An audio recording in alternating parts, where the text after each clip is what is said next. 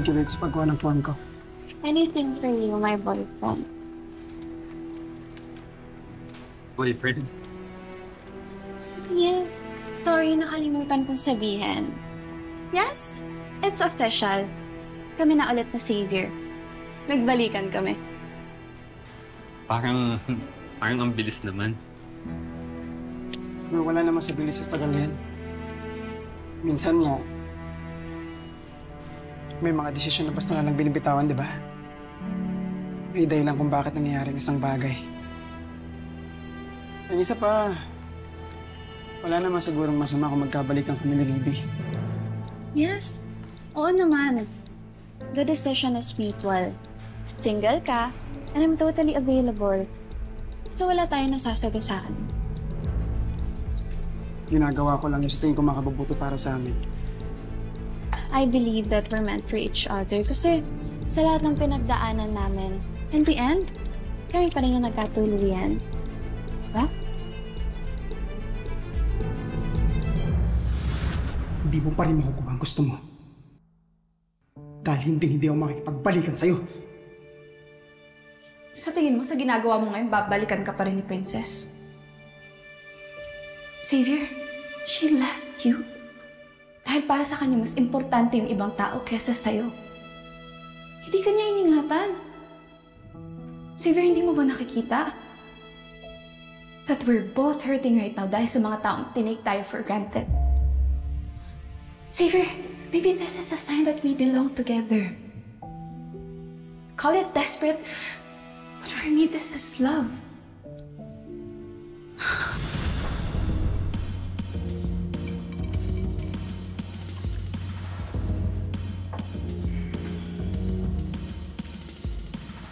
Kama ako si Princess. Kama ako siya dahil sa ginawa ko sa'yo. Naramdam niya lang sa akin yung pain. Yung pain kung paano iwan eh. Now you already get me, Savior. Hindi madaling maiwan. Ngayon pareho na tayo ng nararamdaman, na experience. Baka mas mag-workout na tayo this time. Dahil mas alive na tayo. Kuha mo ko. Mas naiintindihan na rin kita. I can be a better girlfriend. Dahil ako hindi kita kayang iwan. And you know that. I'll fight for you. Hindi kayang ibigay ni Princess yung mga ine-expect mo. Savior, ako kaya ko. Higit pa sa kung anong nabigay niya na sa'yo. Savior, can we do it all over again?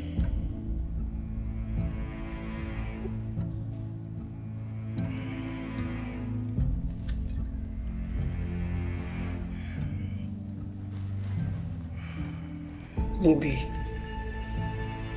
kakabreak lang namin ni Princess. Sa totoo lang, hindi pa ako nakakamove on sa kanya. At ipawian mo siya. Savior, you took your love for granted. Pinabayaan ka niya.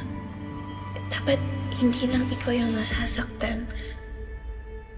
Pati siya. Kahit lang. Ano?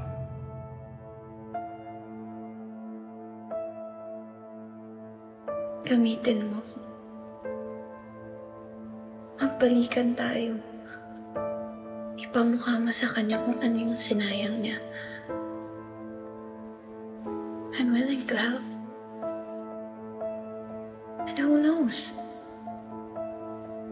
Baka mawala yung love mo for her kapag naging tayo ulit. Libby, hindi kita gagamitin para maging ganda kay Princess. You're not just doing yourself a favor. Pati ako tinutulungan mo na rin. Savior, never akong naging okay ever since you left me. I need someone.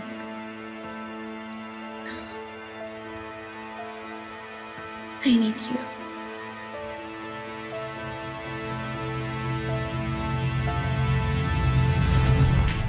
Crazy.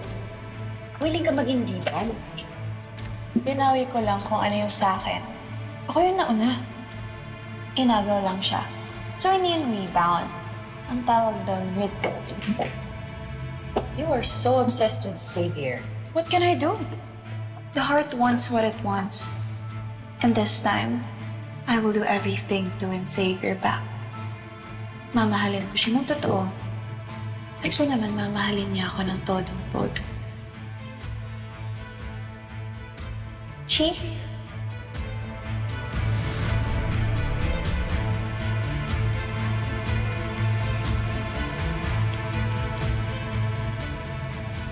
Nag-work ba? Iselos ka.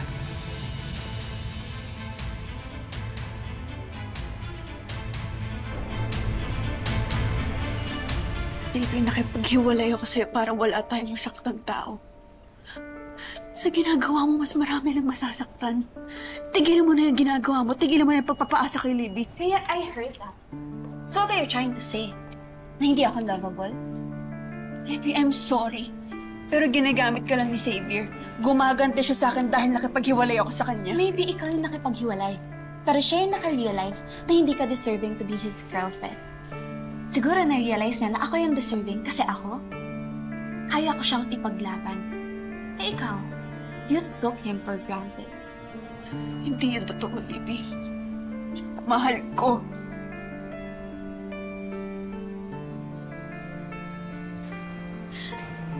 Minahal ko.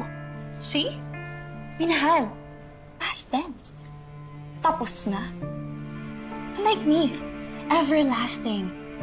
And I'm glad dahil nahimasmasan na si Xavier. Na-realize niya na he deserves someone better.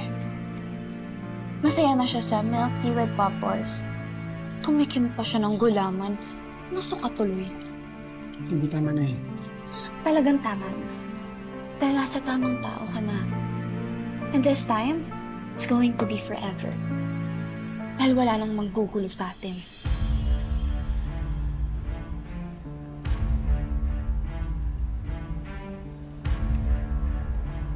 Saya ako para sa inyo. Thank you, Princess.